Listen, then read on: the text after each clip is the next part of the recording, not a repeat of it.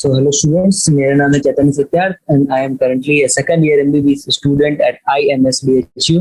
और आज हम लोग डिस्कस करने वाले हैं बायोटेक्नोलॉजी यूनिट का पहला chapter biotechnology principles and processes. ठीक है, सबसे पहले हम इसमें बात करेंगे बायोटेक्नोलॉजी की क्या प्रिंसिपल्स हैं, कैसे टेक्निक्स डेवलप की गई इन द पास्ट और कैसे बायोटेक्नोलॉजी का यूज हो रहा है। ठीक है, उसके बाद हम लोग रिकॉम्बिनेंट डीएनए टेक्नोलॉजी के बारे में पढ़ेंगे, जिसके थ्रू किस तरह से जो है एक ऐसे ऑर्गेनिज्म में जिसमें कोई भी प्रोटीन या कोई भी अदर मेटाबॉलिक सब्सटेंस प्रोड्यूस नहीं होता है, उसको हम लोग उसमें प्रोड्यूस करवाते हैं, या तो फिर ह्यूमन के हेल्थ बेनिफिट्स के लिए, या फिर फूड का क्वालिटी इंप्रूव करने के लिए, या फिर मेडिकेशंस बनाने के लिए, या फिर टेस्टिंग पर्पसेस के लिए कि कैसे उससे वेरियस टेस्ट उस पर किया जाए डायग्नोस्टिक पर्पस या फिर किसी भी वैक्सीन वगैरह डेवलप करने के लिए।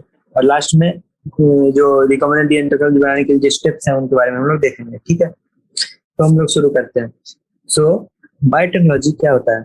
Biotechnology deals with the techniques of using live organisms और enzymes from those organisms to produce products and processes useful to humans. ठीक है, सो बेसिकली क्या कर रहा है कि लाइव ऑर्गेनिज्म या फिर एंजाइम फ्रॉम द ऑर्गेनिज्म का यूज करके क्या कराएंगे, ऐसा चीज प्रोसेस करवाएंगे या फिर ऐसा प्रोडक्ट बनवाएंगे जो ह्यूमंस के लिए यूजफुल हो। ठीक है, इस सेंस में क्या होता है कि जैसे हम लोग दही बनाते हैं, ब्रेड और वाइन बनाते हैं, उसमें क्या होता है कि दही बनाने में हमारे पास लैक्टोबैसिलस है और वाइन बनाने में ईस्ट है, वो क्या कर रहा है, फर्मेंट कर रहा है। तो बेसिकली वो भी काइंड ऑफ एंशिएंट टाइम का माइक्रो मीडिएटेड प्रोसेस था, वो भी उसको भी हम लोग एक फॉर्म ऑफ बायोटेक्नोलॉजी मान सकते हैं। लेकिन इस चैप्टर में अगर हम बात करें, इस चैप्टर के सेंस में बात करें, तो हमने रिस्ट्रिक्ट कर दिया है बायोटेक्नोलॉजी को किसमें, वो प्रोसेस जिसमें कोई ऑर्गेनिज्म को जेनेटिकली मॉडिफाई किया जाता है। सिर्फ नॉर्मली ऑर्गेनिज्म को यूज कर लिए वो नहीं, जेनेटिकली मॉडिफाई करेंगे for achieving the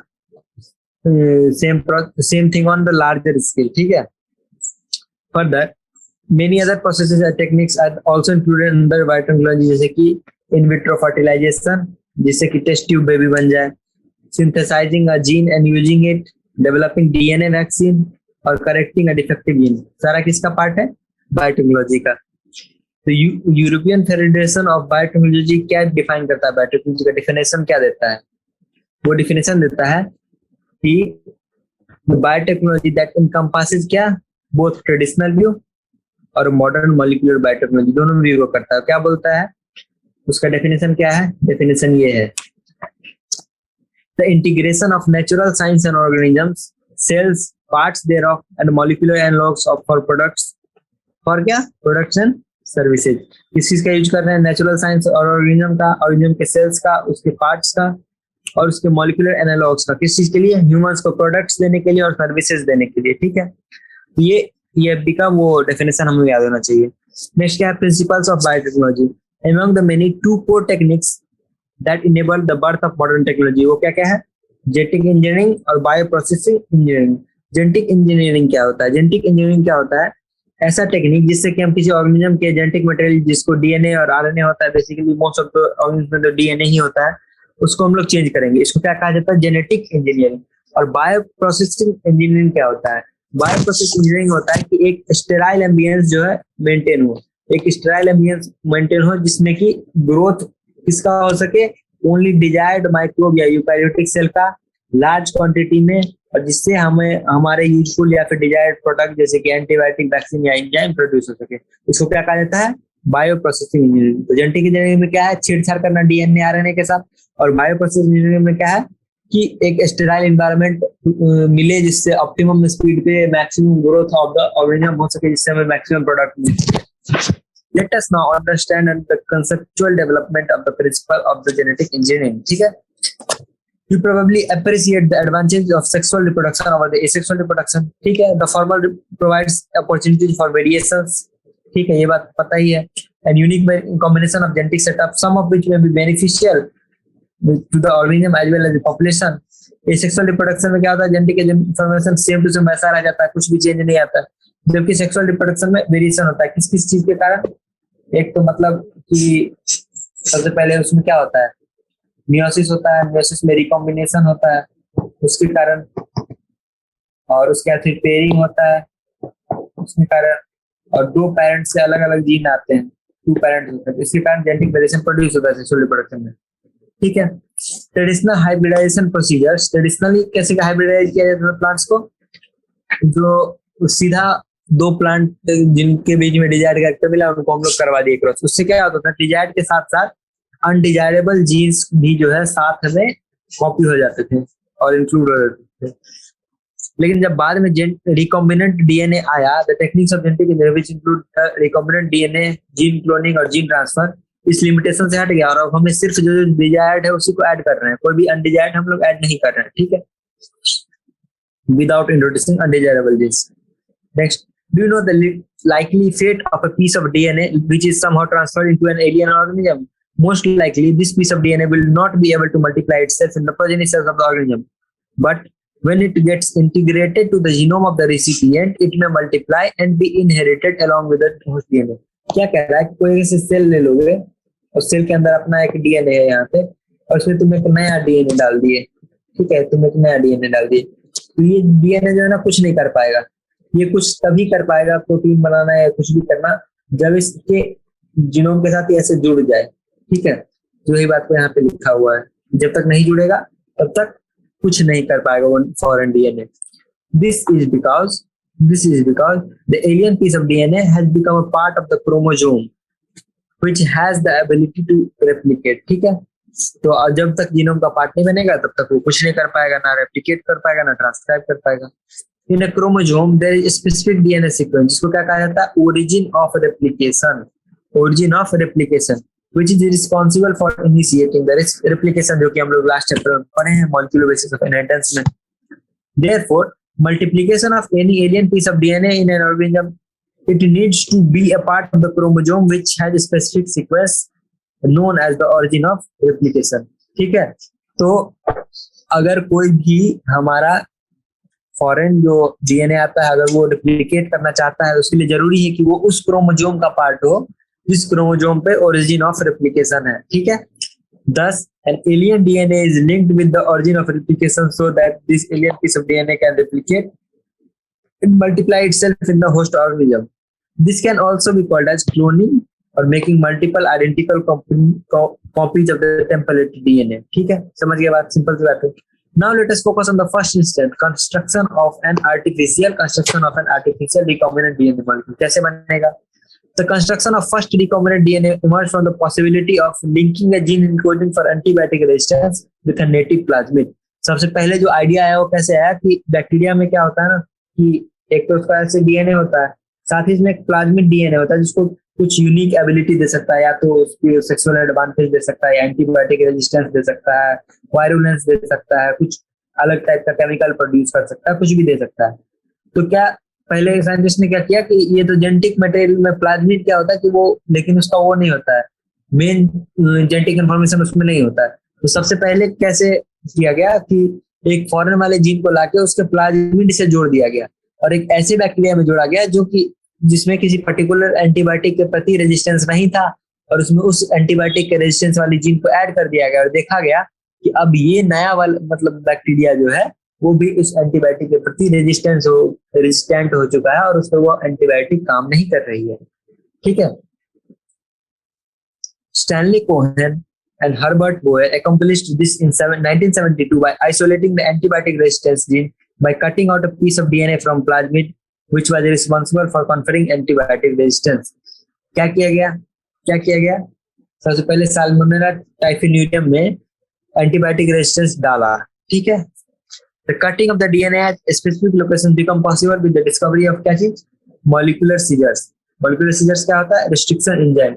Restriction enzyme क्या होता है कि डीएनए पे जो है ना एक पर्टिकुलर स्पेसिफिक सीक्वेंस अगर उसको दिख गया तो वहां से वो डीएनए को कट कर देगा। जैसे कि एक हमारा है रिस्ट्रिक्शन न्यूक्लियस RY13 जिसका होता है GAA TTC, तो उसको डीएनए में जहां जहां GAA TTC मिलेगा वहां से डीएनए को ब्रेक कर देगा, ठीक है। The cut piece of DNA was linked with the plasmid DNA. The plasmid DNA then act as vector to transfer this piece of DNA attached to it, ठीक है। तो क्या किया गया, कट पीस ऑफ डीएनए को पहले जोड़ दिया गया फिर प्लाज्मिड से, और प्लाज्मिड को एज ए वेक्टर यूज किया गया उसको बैक्टीरिया के अंदर पहुंचाने के लिए। You probably know that mosquito acts as an insect vector to transfer malarial parasite to human body.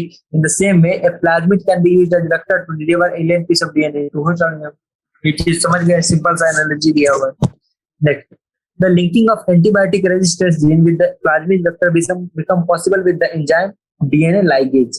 ठीक है, अब जो एंटीबायोटिक रेजिस्टेंस जीन जो है उसको प्लाज्मिड वेक्टर से जोड़ा कैसे? इधर मान लो ये हमारा एंटीबायोटिक वाला जीन कट कर लिए और इधर हम प्लाज्मिड है हमारा, इसको भी कट कर लिए, ये ऐसे हो गया। लेकिन ये यहाँ से इसमें और ये यहाँ से इसमें जुड़ेगा कैसे? जुड़ने के लिए हमारे पास कौन सा एंजाइम था? DNA ligase.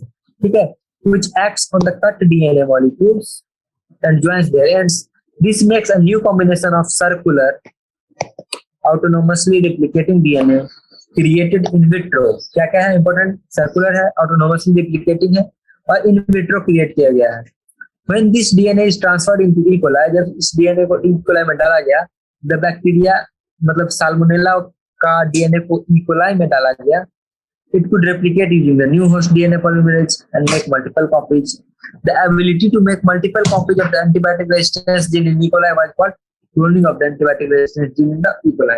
तो क्या होता है कि प्लाज्मिड जो होता है ना वो independent of the host gene को मल्टीप्लाई कर सकता है। ऐसा भी हो सकता है कि एक व्यक्ति में पहले एक प्लाज्मिड था, उसमें 3, 4, 10 प्लाज्मिड हो जाए। तो साल्मोनेला के उसको जब डाल दिया गया उसमें E. coli में प्लाज्मिड को with the antibiotic resistance gene, तो अब क्या होने लगा कि इस E. coli में वो क्लोन करके multiple copies of that plasmid बन गया। ठीक है, multiple copies of that plasmid बन गया। तो उस प्रोसेस को क्या कहा गया? मल्टीपल कॉपीज बनने के प्रोसेस को क्लोनिंग कहा गया। ठीक है, you can hence infer that there are 3 basic steps in genetically modifying an organism. क्या कहती है? बेसिक स्टेप्स है। पहला, दूसरा, introduction of the identified DNA into the host. सबसे पहला क्या था? आइडेंटिफाई किया गया DNA with the desirable genes. दूसरा, introduction of the identified DNA into the host. तीसरा, maintenance of introduced DNA in the host and transfer of the DNA to it's progeny. यानी कि ऐसा ना हो कि रिजेक्ट हो जाए और वो डुप्लीकेट ही ना कर पाए और सेल उसको बाहर फेंक दे, वो उसके अंदर रहे अपने होस्ट की सेल के अंदर, और ना सिर्फ होस्ट की सेल के अंदर रहे, वो उसकी फ्यूचर प्रोजेनी के अंदर भी जाता रहे। ठीक है, tools of the recombinant DNA technology.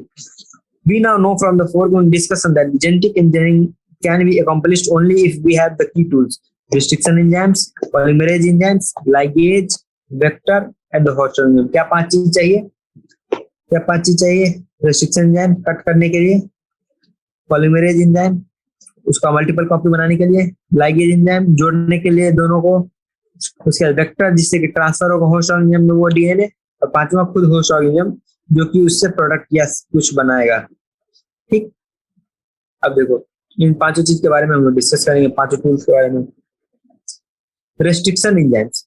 In the year 1963 2 enzymes responsible for restricting the growth of bacteriophage in E. coli were isolated. One of these added methyl groups to the DNA while other cut DNA. देखो क्या होता था कि E. coli पे bacteriophage attack कर देता था। E.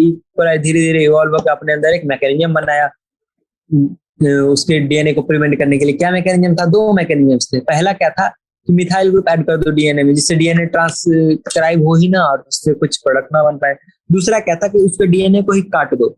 तो ये जो दूसरा वाला जो तरीका था वो किस एंजाइम की हेल्प से होता था? Restriction endonuclease. रिस्ट्रिक्शन क्यों? क्योंकि रिस्ट्रिक्ट कर रहा था बैक्टीरियोफेज के ग्रोथ को किस पे? बैक्टीरिया पे। और एंडोन्यूक्लिएज क्यों? क्योंकि न्यूक्लियस को मतलब न्यूक्लिक एसिड को ये अंदर से काटता था, साइड से नहीं बीच से काटता था। ठीक, तो फर्स्ट रिस्ट्रिक्शन एंडोन्यूक्लिएज कौन सा था? हिंद 2 था first restriction endonuclease, whose functioning depended on a specific DNA nucleotide sequence, was isolated and characterized 5 years later.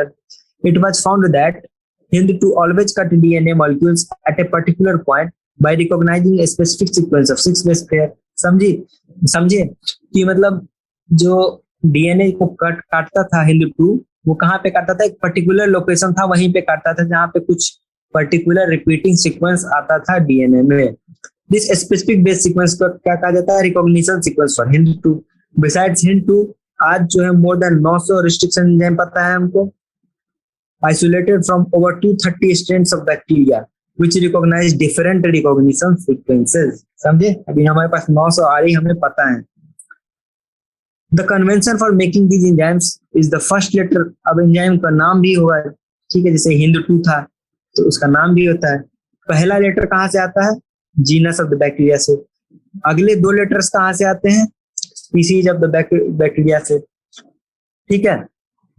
जैसे कि एक है Eco R Y, Eco R I, Eco R I कहाँ से आता है, इश्चीरिशिया कोलाई, इश्चीरिशिया का ई आ गया, कोलाई का सी आ गया, बन गया ECO। अब ये इश्चीरिशिया कोलाई का RY13 स्ट्रेन था, इससे आगे R1। आर कहाँ से आया है, नेम ऑफ द स्ट्रेन, कि आर स्ट्रेन होता है रफ स्ट्रेन, एस स्ट्रेन होता है स्मूथ स्ट्रेन, तो उससे आर आया है। और उसके बाद जो लेटर आता है, लेटर क्या आता है, indicates the order in which the enzymes were isolated from that strain of the bacteria. किसी पर्टिकुलर स्ट्रेन से सबसे पहले जो एंजाइम निकाला गया होगा उसको फर्स्ट, सेकंड, थर्ड ऐसे करके, ठीक है।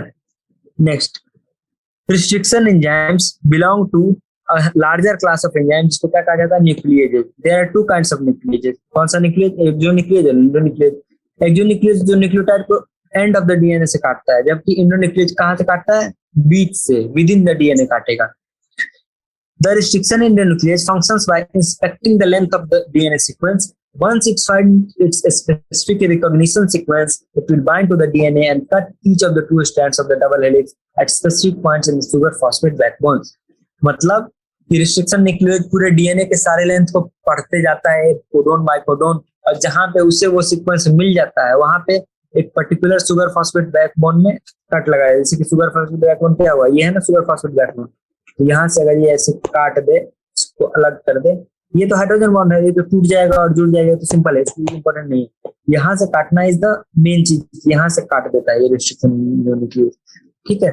Each restriction in the nucleus recognizes specific palindromic nucleotide sequence. Palindromic sequence क्या होता है, palindromic sequence ये होता है कि इस साइड से भी वैसा ही रहे और इस साइड से भी वैसा ही रहे। तो ये भी एक फीचर है कि palindromic sequence होता है, ताकि अगर रिस्ट्रिक्शन न्यूक्लियोज किधर से भी पढ़ना शुरू करे डीएनए को तो वो काट सके। जैसे कि इको R1 का क्या है, GAATTC,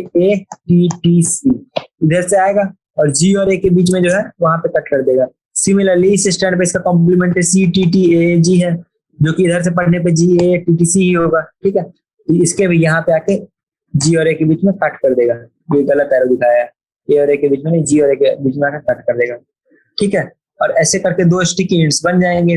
अब देखो ये क्या है, ये प्लाज्मिड के डीएनए को ऐसे काट दिया, और ये जो फॉरेन डीएनए डिजायर्ड जीन वाला था उसको ऐसे काट दिया, और फिर इन दोनों को पास में लाया। इन दोनों को पास में लाया तो क्या हुआ कि ये वाले हाइड्रोजन बॉन्ड्स बन गए। इन वाले हाइड्रोजन बॉन्ड्स बनने के बाद यहाँ पे क्या किया, डीएनए लाइगेज डाल दिया, ये दोनों भी आपस में जुड़ गए और एक नया टाइप का रिकॉम्बिनेंट डीएनए बन गया, जिसमें दोनों के प्रॉपर्टीज हैं। अब भाई ये पैलिंड्रोम सीक्वेंस क्या होता है, जो आगे से और पीछे से पढ़ने में सेम है, जैसे कि मलयालम ऐसे भी या फिर ऐसे भी, ठीक है। जैसे कि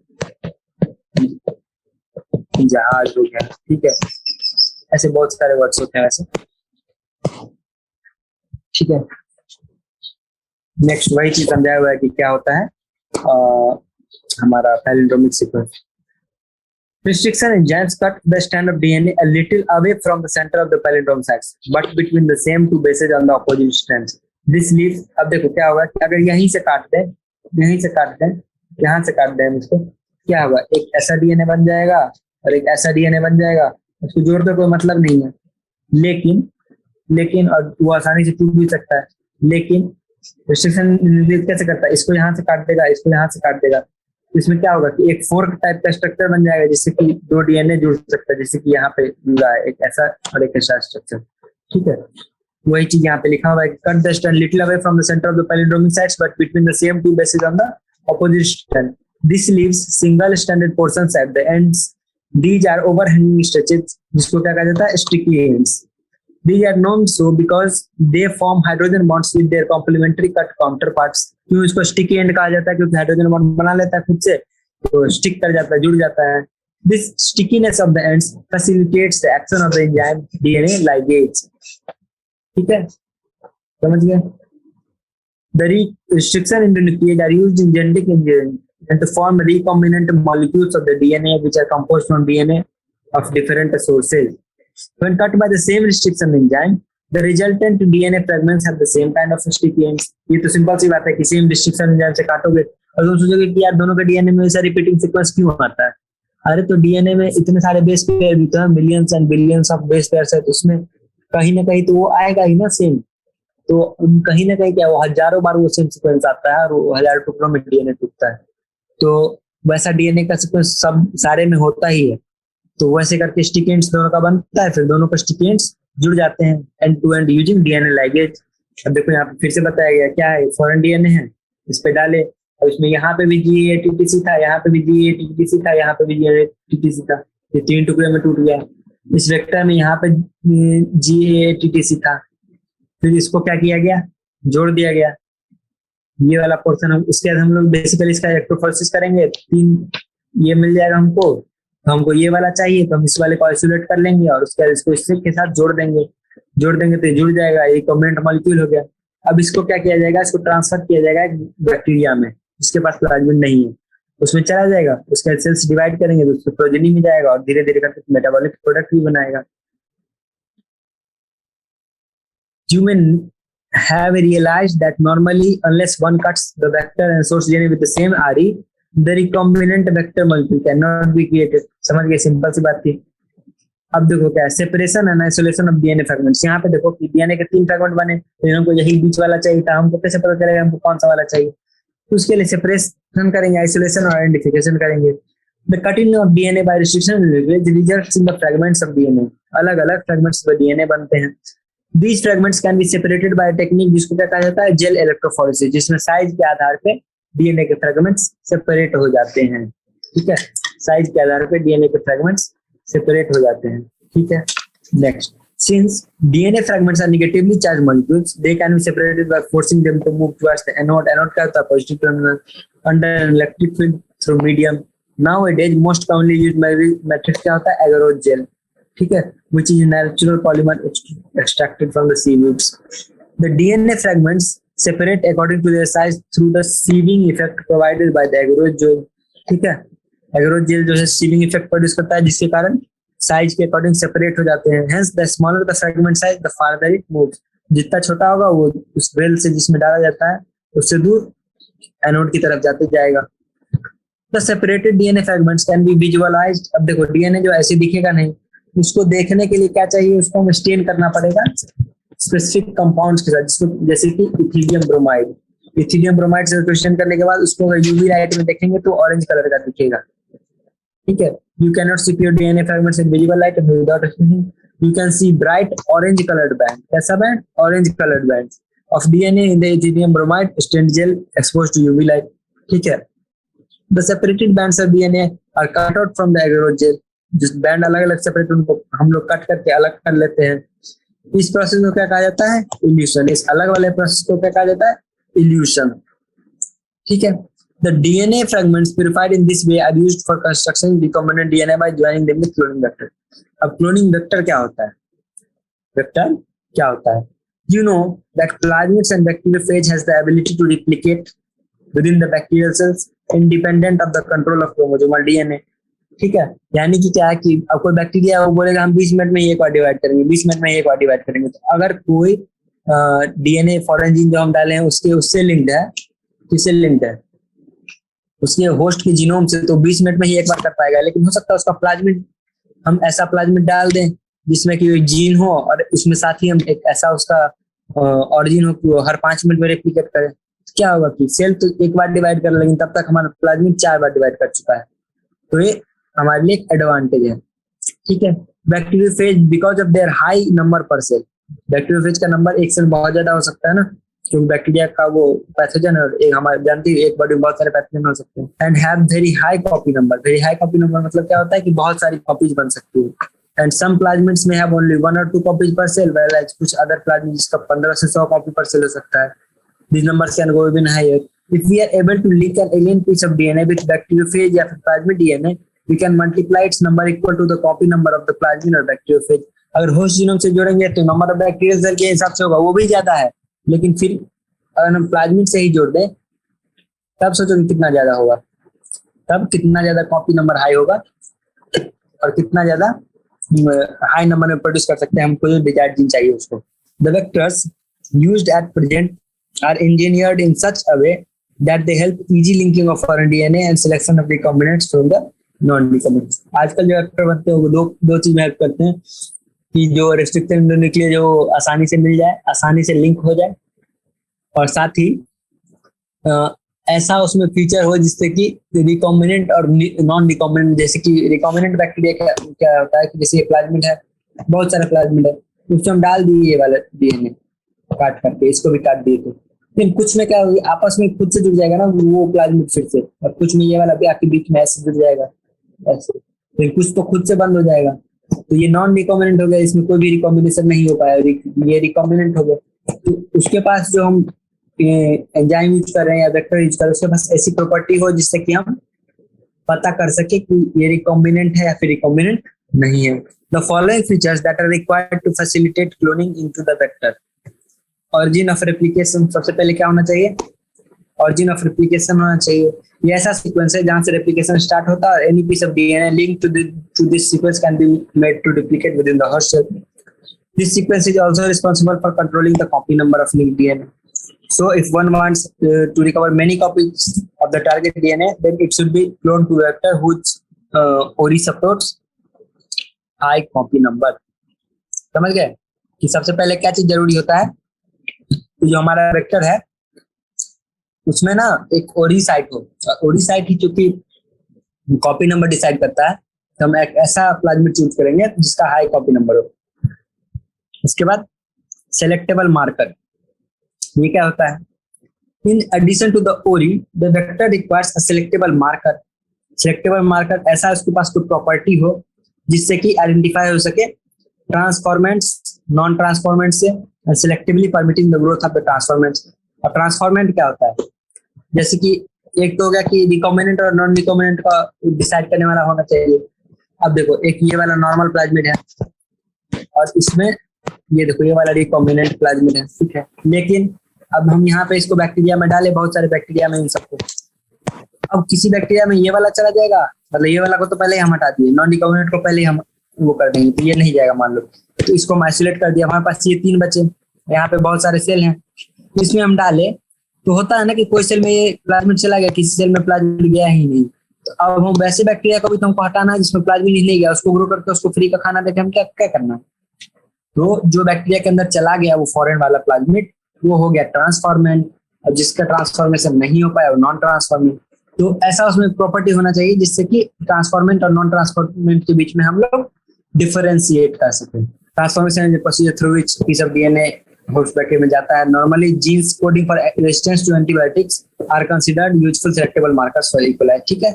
यूजुअली क्या होता है कि हम लोग एंटीबायोटिक रेजिस्टेंस जीन को ट्रांसफॉर्मेंट नॉन ट्रांसफॉर्मेंट का वो करने के लिए यूज करते हैं, क्यों, क्योंकि इकोलाई सेल्स के पास नॉर्मली इसके प्रति कोई भी रेजिस्टेंस नहीं होता है, समझ गए। Next, cloning sites. In order to link the DNA, the vector needs to have very few, preferably single recognition site of the commonly used restriction enzyme. मतलब कि जो उस वेक्टर के पास ऐसा क्लोनिंग साइट्स भी होना चाहिए, मतलब ऐसा साइट जहाँ पे वो रिस्ट्रिक्शन न्यूक्लियस काम कर सके। ऐसा पता चला कि उसके पास सारा फीचर है लेकिन आरी से वो कट ही नहीं रहा, उसके डीएनए में आ ही नहीं रहा वो सीक्वेंस, तो क्या मतलब है, कोई मतलब नहीं। और यूजुअली हम ये भी पसंद करेंगे कि एक रिस्ट्रिक्शन एंजाइम का एक ही क्लोनिंग साइट हो उस प्लाज्मिड में, क्योंकि मान लो अगर ये है और इसमें एक ही है तो ये ऐसा बन जाएगा, अगर इसमें 2-3 क्लोनिंग साइट है तो ये ऐसा ऐसा ऐसा करके डिसइंटीग्रेट हो जाएगा, ठीक है, तो फिर कोई काम का नहीं रह जाएगा। Presence of more than one recognition site with in vector will generate several fragments which will complicate the gene cloning. The ligation of the alien DNA is carried out with the restriction site present on one of the 2 antibiotic resistance genes, ठीक है, यानी कि हम लोग foreign DNA जोड़ते हैं, उसको कहाँ जोड़ते हैं, एंटीबायोटिक रेजिस्टेंस जीन पे। For example, you can ligate a foreign DNA at the BAM-H1 site of the tetracycline resistance gene, ठीक है। ये BAM-H1 जो एक आरी है वो कहाँ काटता है, टेट्रासाइक्लिन रेजिस्टेंस का जो जीन है ना उसके बीच में कहीं इसका रिकॉग्निशन सीक्वेंस आता है, तो अगर किसी बैक्टीरिया को इससे काट के इससे फॉरेन जीन डाल दोगे उसमें, उसके बाद टेट्रासाइक्लिन का रेजिस्टेंस लूज हो जाएगा। यहीं पे ये इंपॉर्टेंट लाइन है।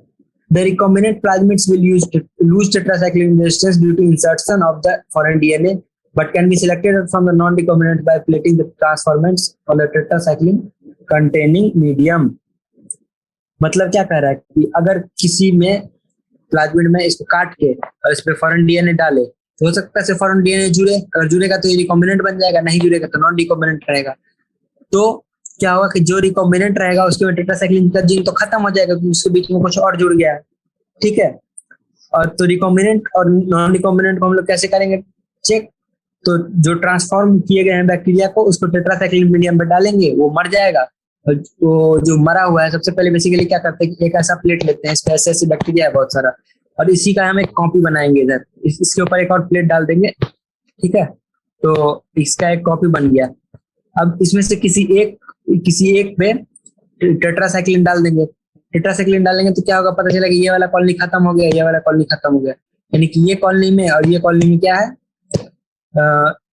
मॉडिफाइड ऑर्गेनिज्म है, रिकॉम्बिनेंट ऑर्गेनिज्म है। तो हम इस वाले प्लेट से क्या करेंगे, इसको निकाल के और इसको निकाल के कल्चर कर लेंगे। तो ये डबल प्लेट वाली जो टेक्निक होती है ये यूज होती है। The transformants growing on the amplicillin containing medium are then transferred to the medium containing tetracycline, ठीक है। सबसे पहले क्या हुआ कि जो ये प्लाज्मिड तो नॉर्मली होता नहीं इकोलाई में, सबसे पहले उसको एम्प्लिसिलिन पे डालेंगे तो कुछ मर जाएंगे, कुछ जिंदा बचेंगे। जो मर गए उसका मतलब उनके अंदर ये प्लाज्मिड आया ही नहीं है। नेक्स्ट क्या करेंगे, जो बचे हुए ना उसमें से उन सबको हम लोग टेट्रासाइक्लिन के मीडियम पे डालेंगे, जो बचे हुए हैं जिंदा बच गए एम्प्लिसिलिन पे। तो उससे क्या पता चला कुछ, और उसमें ऐसे अभी जब से हम बताएं 2 प्लेट बनाने वाला, उसमें वो सिस्टम करेंगे और 2 प्लेट्स बना के चेक कर लेंगे। तो उससे जिसमें टेट्रासाइक्लिन मर जाएगा तो उसके करस्पॉन्डिंग आइडेंटिकल जो दूसरा प्लेट बनाया तो उसको उठा लेंगे। The recombinants will grow in the amplicillin containing medium but not on the containing tetracycline, but non-recombinants will grow on medium containing both antibiotics. In this case, one antibiotic resistance help in selecting the transformants, whereas the other antibiotic resistance gene inactivated due to insertion helps in the selection of recombinants. समझ गए बात? सबसे पहले देखो क्या कर रहा है कि हमारे पास ये बैक्टीरिया है, इसके अंदर प्लाज्मिड आया या नहीं आया, ये चेक करने के लिए क्या करेंगे, उसको एम्प्लिसिलिन पे डाल देंगे। तो जिसके अंदर नहीं आया वो मर जाएगा, जो बचेगा उसके अंदर प्लाज्मिड आया है, यानी कि वो ट्रांसफॉर्मेंट है। तो एक हमको क्या चीज हेल्प करने में कर दिया, सिलेक्ट करने में, ट्रांसफॉर्मेंट को नॉन ट्रांसफॉर्मेंट से। अब जो ट्रांसफॉर्मेंट है उसमें रिकॉम्बिनेंट वाला प्लाज्मिड आया है या फिर नॉर्मल ऐसा वाला प्लाज्मिड आया जिसके अंदर कोई रिकॉम्बिनेशन नहीं हुआ है, वो करने के लिए क्या करेंगे, इसका एक आइडेंटिकल कॉपी बनाएंगे और फिर इसमें से किसी एक पे टेट्रासाइक्लिन डाल देंगे। जो कॉलोनी मर जाएगा मतलब उसमें रिकॉम्बिनेंट था और उसको उठा के करस्पॉन्डिंग बगल वाली प्लेट से कल्चर कर लेंगे, खत्म। Selection of the recombinants due to inactivation of antibiotics is cumbersome procedure because it requires simultaneously plating on 2 plates, जैसे कि हम अभी बताए, having different antibiotics. Therefore, an alternative selecting markers have been developed which differentiate recombinant from non-recombinant on the basis of their ability to produce color in the presence of chromosomic substrate. मतलब कि antibiotic वाला तरीका थोड़ा cumbersome था और उसमें जो हमारा मेन रिकॉम्बिनेंट वाला है वो तो मर ही जा रहा है। तो इसके लिए नया टेक्निक डेवलप किया गया जिसमें कि कलर प्रोड्यूस कर दे, एक ऐसा मेटाबॉलिक प्रोडक्ट डालें जिसका मेटाबॉलिज्म करके कलर प्रोड्यूस कर दे, ठीक है। जैसे कि एक एंजाइम होता है बीटा गैलेक्टोसाइडेज के बीच में अगर हम डाल देंगे बीटा फॉरेन जीन तो क्या होगा, इसका इनएक्टिवेशन हो जाएगा इस एंजाइम का, जिसको क्या कहा जाता है, insertional inactivation. The presence of a chromosome substrate gives blue colored colony if plasmid does not have insert. अगर प्लाज्मिड में इंसर्ट नहीं होगा तो बीटा गैलेक्टोसाइडेज काम करेगा और ब्लू कलर का कॉलोनी देगा, लेकिन जब इंसर्ट रहेगा तो मेटाबोलाइज नहीं कर पाएगा, बीटा गैलेक्टोसाइडेज एंजाइम प्रोड्यूस नहीं होगा तो क्रोमोजोनिक सबस्ट्रेट को मेटाबोलाइज नहीं कर पाएगा, ब्लू कलर का कॉलोनी नहीं फॉर्म करेगा। तो उससे पता चलेगा ये रिकॉम्बिनेंट कॉलोनी है, वो जो ट्रांसपेरेंट वाली कॉलोनी उठा के हम फर्दर कल्चर कर लेंगे। चौथा, vectors for cloning genes in plants and animals. You may be surprised to know that we have learned the lesson of transferring genes into plants and animals from bacteria and virus which had known this for ages. हम जो transfer कर रहे हैं वो हमसे पहले से bacteria और वायरस कर रहा है, ठीक है। How to deliver gene to transform eukaryotic cells and force them to do whatever bacteria virus want. जैसे कि एक बैक्टीरिया होती है एग्रोबैक्टीरियम टुमिफेसियंस, जिसको क्या कहा जाता है, पैथोजन ऑफ डाइकोट प्लांट। वो क्या करता है, अपना एक पीस ऑफ डीएनए जो है जिसको कहा जाता है टीडीएनए, टी मतलब ट्रांसफॉर्मिंग डीएनए, उससे नॉर्मल प्लांट सेल को ट्यूमर सेल्स में कन्वर्ट कर देता है, ठीक है, और ट्यूमर सेल्स प्रोड्यूस करता है। सिमिलरली रेट्रोवायरस जो है एनिमल्स में क्या करता है, कैंसरस सेल में कन्वर्ट कर देता है, कैसे, अपन डीएनए डाल के उसके अंदर। A better understanding on the art of delivering genes by pathogens in their eukaryotic host has generated knowledge to transform these tools for pathogens and useful vectors for delivering genes of interest to humans, ठीक है। Next, the tumor-inducing plasmid of Agrobacterium tumefaciens has now been modified into a cloning vector, which is no more pathogenic to plants but is still able to use the mechanism to deliver gene of our interest into variety of plants. समझे? उसके उसी tumour वाले plasmid जिसको transfer करता था plants में वो bacteria, उसको हम लोगों ने यूज किया और उसका एक वेक्टर बना दिया है. और वो वेक्टर क्या करता है, वो अब नॉन वायरुलेंट है, नॉन पैथोजेनिक है, वो उसमें कोई बीमारी तो कॉज नहीं करवाता है, लेकिन हम लोग जो जीन चाहें उसको उस प्लाज्मिड के साथ लिंक करके प्लांट में डाल सकते हैं और फिर प्लांट डिजायर्ड प्रोडक्ट बना सकता है. Similarly retroviruses can be disarm. Disarm मतलब क्या, उसका वायरुलेंस खत्म कर देंगे. Now are used to deliver desirable genes to animal cell. So once a gene or a DNA fragment has been ligated to a suitable vector, it is transferred to bacterial plant or animal host. ठीक है. Competent host, अब क्या है कि host भी competent होना चाहिए उस चीज को मेटाबोलाइज और प्रोड्यूस करने के लिए, और हाई कॉपी नंबर होना चाहिए. Since DNA is hydrophilic molecule, it cannot pass through cell membrane. ठीक है. In order to force bacteria to take up the plasmid, the bacterial cells are first made competent by to take up DNA. This is done by treating them with specific concentration of divalent cation, जैसे कि calcium, manganese, अच्छा ये लिखा है, ये calcium, which increases the efficiency with which DNA enters bacterium. Next, recombinant DNA can then be forced into such cell by, सबसे पहले उसको कैल्शियम ट्रीट कर देंगे, उसके अंदर पोर बन जाएगा. उसके अलावा उसके अंदर फोर्स कैसे करेंगे कि अंदर चला ही जाए, उसको शॉक देंगे. क्या देंगे, सबसे पहले उसको आइस पे रख देंगे, सबसे पहले आइस पे रख देंगे नंबर 1. नंबर 2 क्या करेंगे, उसको 42 डिग्री का हीट शॉक देंगे ब्रीफली, फिर से उसको आइस पे डाल देंगे. इस मेथड से क्या होगा, बैक्टीरिया के अंदर, बैक्टीरिया जो है के अंदर वो चला जाएगा हमारा recombinant DNA. This is not the only way to introduce alien DNA into host cell. अलग अलग मेथड हैं, जैसे कि माइक्रो इंजेक्शन, इसमें कि सेल के अंदर हम माइक्रो इंजेक्शन से इंजेक्ट कर देंगे डायरेक्ट. ये किसके लिए यूज होता है माइक्रो इंजेक्शन, एनिमल सेल्स के लिए. एक अदर मेथड होता है जो कि प्लांट्स के लिए यूज होता है. इसमें क्या करते हैं कि सेल को high velocity micro particles of gold और टंगस्टन, सेल्स को कोट कर दिया जाता है high velocity particles of gold और टंगस्टन, जिसको क्या बोलता है बायोलिस्टिक या फिर जीन गन, और उससे गोली चलाई जाती है, गोली की तरह जीन को चलाया जाता है, वो चला जाता है अंदर में. And last method use disarmed pathogen vector, जो कि हम लोग बात किए कि प्लांट का टीआई प्लाज्मिड या फिर वो वायरस, हमारा retrovirus. Now that we have learned about the tools for constructing recombinant DNA, let us discuss the processes facilitating the recombinant DNA technology. Recombinant DNA technology involves several steps in specific sequences, जैसे कि पहला isolation of DNA, fragmentation by restriction nuclease, फिर तीसरा isolation of desired DNA fragment, चौथा ligation of DNA fragment to the vector, और पांचवा transferring to the host. ये 5 होगा. उसके छठा क्या होगा कि होस्ट सेल का वो करेंगे, मल्टीप्लिकेशन करवा के लार्ज स्केल पर प्रोडक्ट बनाएंगे. ठीक है. सबसे पहला प्रोसेस है हमारा isolation of the genetic material. Recall that the nucleic acid the genetic material of the all organisms without exception. वैसे गलत है, रेट्रोवायरस में होता है. ठीक है. रिकॉल दैट न्यूक्लिक एसिड, अच्छा न्यूक्लिक एसिड तो विदाउट एक्सेप्शन है ना, डीऑक्सीराइबोन्यूक्लिक एसिड तो बोला नहीं है, सिर्फ न्यूक्लिक एसिड बोलता है, जिसमें 2 आते हैं, आरएनए और डीएनए, तो सभी ऑर्गेनिज्म में होता है. In the majority of the organism this is deoxyribonucleic acid. In order to cut the DNA with the restriction enzyme, it needs to be in the pure form, free from other macromolecules. यानी कि free होना चाहिए, सिर्फ nucleic acid रहे. तो DNA क्या होता है, सेल के अंदर बहुत सारे मेम्ब्रेन के अंदर रहते हैं, जैसे कि सेल के बाहर सेल वॉल रहेगा, फिर न्यूक्लियर मेम्ब्रेन रहेगा, ये सब रहेगा. सबसे पहले क्या होगा कि डीएनए को अदर मॉलिक्यूल सेपरेट करने के लिए, आरएनए, प्रोटीन और पॉलीसैकेराइड्स, लिपिड से अलग करने के लिए सबसे पहले क्या करेंगे, प्लांट या एनिमल टिश्यू को सबसे पहले लाइसोजाइम डालेंगे, तो बैक्टीरिया का सेल वॉल ब्रेक हो जाएगा. या फिर सेल्यूलोज डालेंगे तो प्लांट का सेल वॉल का टूट जाएगा. या फिर काइटिनेज डालेंगे तो फंगस का सेल वॉल टूट जाएगा. उसके अलावा उसके बाद क्या करेंगे हम लोग, प्रोटीएज डालेंगे. तो क्या होता है, जो प्रोटीन होता है लाइपोप्रोटीन, वो सेल मेम्ब्रेन का वो टूट जाएगा.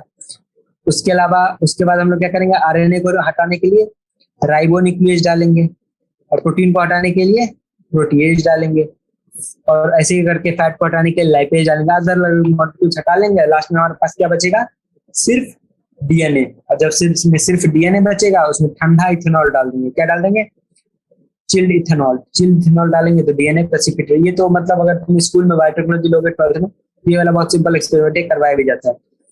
ठीक है. This can be seen as collection of fine threads and suspension. उसके बाद दूसरा क्या है, cutting the DNA at specific location. इसके लिए क्या करेंगे, रिस्ट्रिक्शन एंजाइम डाल देंगे उस डीएनए में. ठीक है, प्यूरिफाइड डीएनए में रिस्ट्रिक्शन एंजाइम डाल देंगे उस टेस्ट ट्यूब में under optical conditions for that enzyme at the optimal condition for that enzyme.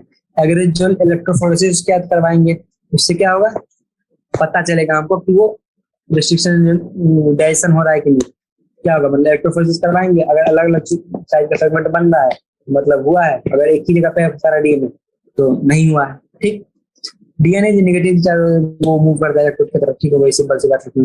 The joining of DNA involves several processes after having cut the source DNA as well as vector DNA with specific RE the cut out gene of interest from the source DNA and vector with space are mixed और ligase add किया जाता है। Test tube में दोनों gene को डाल के ligase add कर देंगे जिससे रिकॉम्बिनेंट डीएनए बन जाएगा। उसके बाद हम लोग क्या करेंगे, amplification of the gene of interest using PCR. PCR का मतलब क्या होता है, पॉलीमरेज चेन रिएक्शन। इसमें क्या होता है कि एक सेल का एक डीएनए से बहुत सारी इसकी कॉपी बनानी होती है, वो भी इन विट्रो, सेल के अंदर नहीं डालते, बैक्टीरिया के अंदर नहीं डालते, बल्कि टेस्ट ट्यूब में। कैसे होता है, सबसे पहले हम लोग लिए इसको वो करना है, बड़ा करना है। उसके बाद सबसे पहले हीट करेंगे, हीट करेंगे तो क्या होगा, डीएनए का दोनों वो अलग हो जाएगा स्ट्रैंड, और जब दोनों स्ट्रैंड अलग हो जाएगा उसके बाद उसमें आर्टिफिशियल प्राइमर हम लोग डालेंगे, जो कि किसका बना होता है, आरएनए का प्राइमर बना होता है। ठीक है, ये इंपॉर्टेंट है, आरएनए का प्राइमर डाल देंगे, और आरएनए का प्राइमर डालने के बाद उसमें पॉलीमरेज डालेंगे, डीएनए पॉलीमरेज। ठीक है, डीएनए पॉलीमरेज जो कि एक्चुअली थर्मस एक्विटिकस से किया जाता है, और उसके बाद वो क्या करेगा, हमारा डीएनए का सिंथेसिस कर देगा, एक्सटेंशन हो जाएगा। ऐसे करके बहुत सारे साइकिल हो जाएगा। अगर 30 साइकिल हम कर दें, 30 साइकिल चला दे, एक साइकिल से 2 बन रहा है तो 30 साइकिल से 2^30 बन जाएगा, जो कि 1 बिलियन के अप्रॉक्स होगा। ठीक, तो पढ़ लेते हैं लाइन टू लाइन क्या लिखा है। In this reaction, multiple copies of a gene can be synthesized in vitro using two sets of primers. ठीक है, and the enzyme DNA polymerase. The enzyme extends the primer using the nucleotides providing in the region and delivering DNA as templates. If the process of replication of DNA is repeated many times, the segment of DNA can be amplified to approximately 1 billion times. 1 billion copies बन जाएंगी। Such repeated amplification is achieved by use of a thermostable DNA polymerase. इतना ज्यादा बार देखो क्या होगा कि एक बार किए तुम, फिर उसको अगली बार जब ये 2 बन गए, 2 से 4 करने के लिए फिर से गर्म करोगे तो ये तो टूट जाएगा, डीएनए अलग हो जाएगा, लेकिन साथ ही तुम्हारा एंजाइम भी तो खराब हो जाएगा। उसके लिए क्या है कि एक ऐसा एंजाइम यूज करते हैं जो कि एक बैक्टीरिया होती है समुद्र में पाई जाती है, हॉट सी वाटर में, थर्मस एक्वाटिकस, उसका हम लोग डीएनए पॉलीमरेज यूज करते हैं, जो कि 92 डिग्री सेल्सियस पे भी इंटैक्ट ही रहती है। ठीक है, ठीक है, टेम्परेचर से उसका डिनेचरेशन नहीं होता है, वो वाले लेते हैं। ठीक है, next, insertion of recombinant DNA into the host. जब रिकॉम्बिनेंट डीएनए बन गया, उसको हम एम्प्लीफाई कर लिए, उसको फिर कैसे डालेंगे सेल में। सबसे पहले या तो सेल को कॉम्पिटेंट बनाएंगे डाइवेलेंट कैटायन से ट्रीट करके, और उसके बाद आइसिंग और कूलिंग वाला प्रोसेस करेंगे। दूसरा क्या करेंगे कि बायोलिस्टिक से डाल देंगे, जीन गन से डाल देंगे, या फिर माइक्रो इंजेक्शन कैसे भी करके डाल देंगे। So if a recombinant DNA bearing gene of, for instance, for an antibiotic is transferred to E. coli, the host cell become transformed to ampicillin resistant cell. If you spread the transformed cell on other plates, complete ampicillin will transform it to grow, and the untransformed will die. This is due to ampicillin one gene transformed. ठीक है, उसके बाद मतलब वही है कि selectable marker से हम लोग सिलेक्ट करेंगे कि कौन सा ट्रांसफॉर्म बैक्टीरिया है, कौन सा नॉन ट्रांसफॉर्म बैक्टीरिया, जो कि हम लोग पहले डिस्कस कर चुके हैं। अब क्या है, obtaining the foreign gene product. अब एक बार जब तुम डीएनए का पीस इंसर्ट कर दिए सेल में, तो उससे प्रोडक्ट बनेगा, उस प्रोडक्ट को हम कैसे आइसोलेट करेंगे उससे। ठीक है, प्रोडक्ट को हमको लेना भी तो है, प्रोडक्ट हम बना रहे हैं जो, तो प्रोडक्ट हम मजाक के लिए तो बना रहे हैं, उससे तो हमको फायदा चाहिए। वो करने के लिए हम लोग क्या करेंगे, there is a need for recombinant DNA to be express. If the foreign gene expressed under appropriate condition, the expression of foreign gene in host cell involves understanding of many technical details. After having cloned the gene of interest and having optimized the condition to induce the expression, हम लोग क्या करेंगे, ऐसा डालेंगे condition जिससे कि वो protein बने। ठीक है, और फिर उसका लार्ज स्केल प्रोडक्शन करेंगे। If any protein including gene expressed in heterologous host, which is called recombinant protein. अगर कोई प्रोटीन जो heterologous host में प्रोड्यूस होता है, heterologous host क्या होता है कि जिस ऑर्गेनिज्म में प्रोडक्शन हो रहा है उस ऑर्गेनिज्म में नेटिवली वो प्रोटीन नहीं पाया जाए। जैसे कि ह्यूमन इंसुलिन का जीन हम लोग बैक्टीरिया में डाल देते हैं, तो बैक्टीरिया के अंदर से जो इंसुलिन निकल रहा है वो क्या है, recombinant protein. The cells harbouring the clone genes of interest may be grown on a small scale in the laboratory पहले, उसके बाद प्रोटीन को डिजायर्ड करके उसको प्योरीफाई करके डिफरेंशिएशन उसका क्वालिटी चेक करेंगे। उसके बाद मल्टीप्लाई करने के लिए दो हमारे पास एक सिस्टम है, कंटिन्यूअस कल्चर सिस्टम, जिसमें एक साइड से मीडियम डालते रहेंगे, दूसरे साइड से फ्रेश मीडियम डालते रहेंगे, एक साइड से यूज्ड मीडियम निकालते रहेंगे। दूसरा क्या होता है कि बायोरिएक्टर होता है। दूसरा क्या होता है, बायोरिएक्टर होता है, इसमें कि एक बार डालते हैं तो उसके थोड़ी देर बाद हटा देते हैं। Small volumes cultures cannot yield appreciable quantities of product. To produce product in large quantities, the development of bioreactors where large volumes of cultures can be processed. The bioreactors can be thought as a vessels in which raw materials are biologically converted into specific products. A bioreactor provides the optimal condition for achieving the desired product by providing optimum growth condition जैसे कि temperature, pH, substrate, salt, vitamin और oxygen. ठीक है, यानी bioreactor इस type का होता है। इसका डायग्राम याद कर लो, आ सकता है। और उसके अंदर क्या क्या चीज कंट्रोल कर सकते हैं, temperature, pH, substrate, salt, vitamin, oxygen. ठीक है, और ये बायोरिएक्टर भी दो टाइप का होता है। ठीक है, एक सिंपल स्टर्ड बायोरिएक्टर, एक स्पार्ज स्टर्ड। स्पार्ज में क्या होता है कि इसमें ऑक्सीजन का बबल हम लोग नीचे से देते रहते हैं, तो ये थोड़ा और बढ़िया होता है, बेटर होता है। ठीक, stirred tank reactor usually cylindrical with curd base to facilitate mixing of the reactor content. The stirrer facilitates mixing and oxygen availability throughout the bioreactor. Alternatively, air can be bubbled through the reactor. किसमें, sparged वाले में। ठीक है, if you look closely, you see that it has an agitator system, एक oxygen delivery system, एक foam control system, एक temperature control system, pH control system और sampling port, जिससे कि बीच में सैंपल निकाल के चेक किया जा सके। अब नेक्स्ट क्या है, downstream processing. After completion of the biosynthetic stage, the product has to be subjected to through a series of processes before it is ready for marketing as finished product.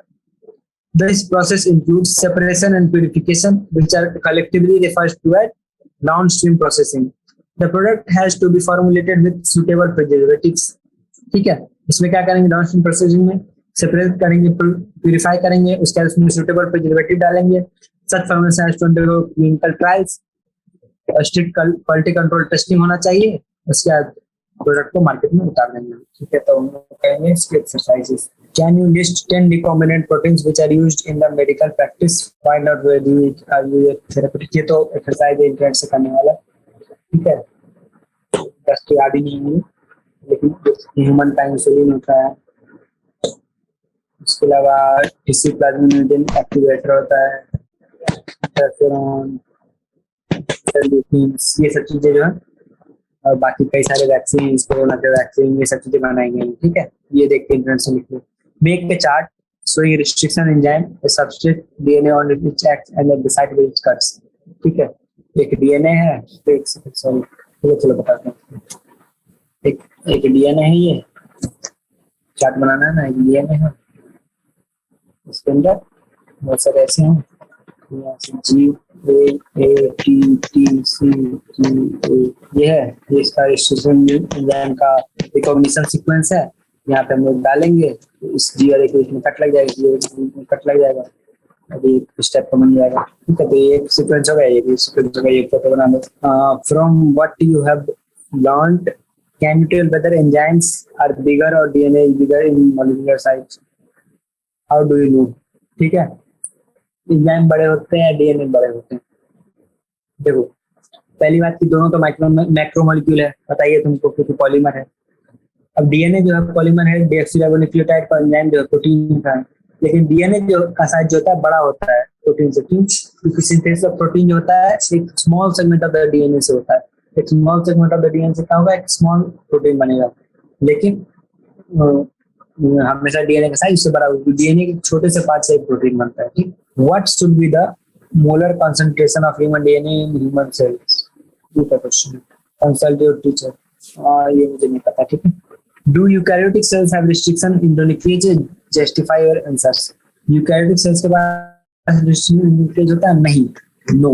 ये क्या है, कहाँ से आए? बैक्टीरिया के अंदर सेल्फ डिफेंस का तरीका था, ये बैक्टीरिया के अंदर सेल्फ डिफेंस का तरीका था। ठीक है, इसलिए इसके अंदर नहीं होता है। ठीक है, यूकैरियोटिक सेल्स के अंदर नहीं होता है। यूकैरियोटिक सेल्स क्या करते हैं, वो करने के लिए मिथाइलेशन का यूज करते हैं। ठीक है, Besides data erasure and mixing properties, what other advantages do stirred tank bioreactors have over shake flask? Shake flask में क्या होता है कि सीधे डाल के डीएनए को साथ में हिला दिए, जो कि लैब में स्मॉल से यूज होता है, लेकिन बायोरिएक्टर में क्या क्या एडवांटेज है? पहला उसमें pH control system, temperature control system, oxygen delivery system और सैंपलिंग पोर्ट, ऐसे ऐसे काफी सारे चीज होते हैं।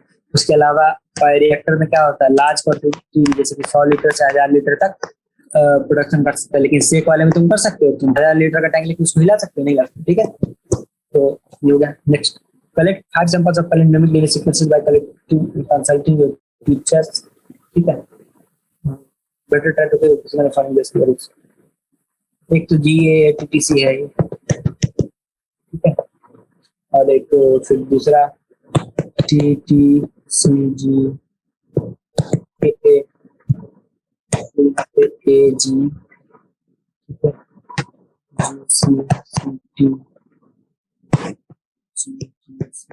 ठीक है, इसी टाइप से अपना बना लो या फिर टीचर से पूछ लो, जो इम्पोर्टेंट नहीं है sir. Can you recoil meiosis indicate what stage recombinant DNA is made? Recombinant DNA कैसे बनता है? क्रॉसिंग ओवर से बनता है ना, इसका उसमें जुड़ गया, उसमें जुड़ गया।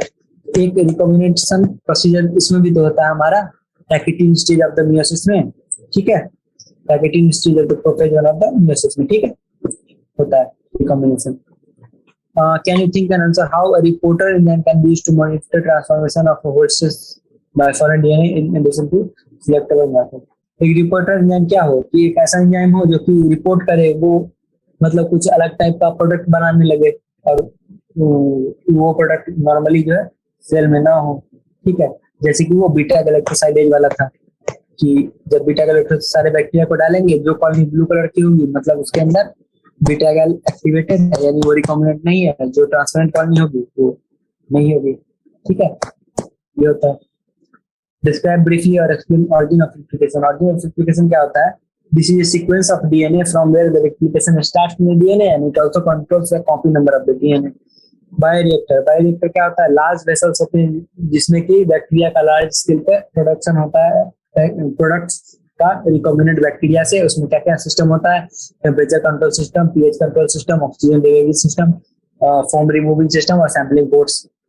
डाउनस्ट्रीम प्रोसेसिंग तो एनसीईआरटी में दिखाई होता है कि प्रोडक्ट जो ऑब्टेन किया जाता है उसको वेरियस प्रोसेस से गुजरना पड़ता है, जिसको क्या कहते हैं डाउनस्ट्रीम प्रोसेसिंग। इसमें क्या होता है? क्वालिटी कंट्रोल होता है, प्रोडक्ट का टेस्टिंग होता है, उसके अलावा क्लिनिकल ट्रायल्स होते हैं, उसके बाद प्रिजर्वेटिव ऐड होता है, उसके बाद मार्केट में हम लोग उसको उतारते हैं।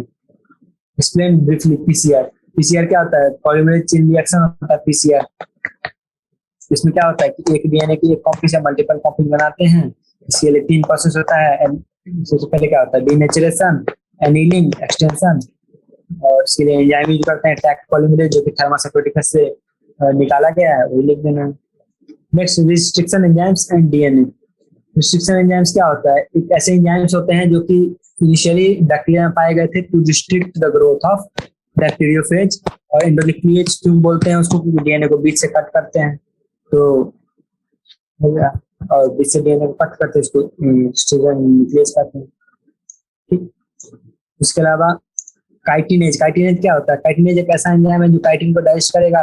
तो जब हमको फंगस से कोई डीएनए निकालना है, उसके लिए हम लोग काइटिनेज से उसके सेल वॉल को डाइजेस्ट करके बाद में उससे डीएनए निकालेंगे। Discuss with teacher and find out how to distinguish between plasmid DNA and chromosomal DNA.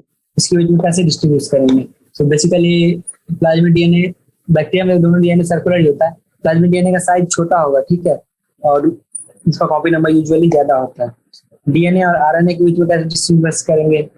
DNA जो होता है सिंगल स्ट्रैंडेड नहीं होता, डबल स्ट्रैंडेड होता है। आरएनए सिंगल स्ट्रैंडेड होता है, उसका 2 डैश पोजीशन पे 2 पोजीशन पे OH होता है आरएनए में, और डीएनए में नहीं होता है, ठीक।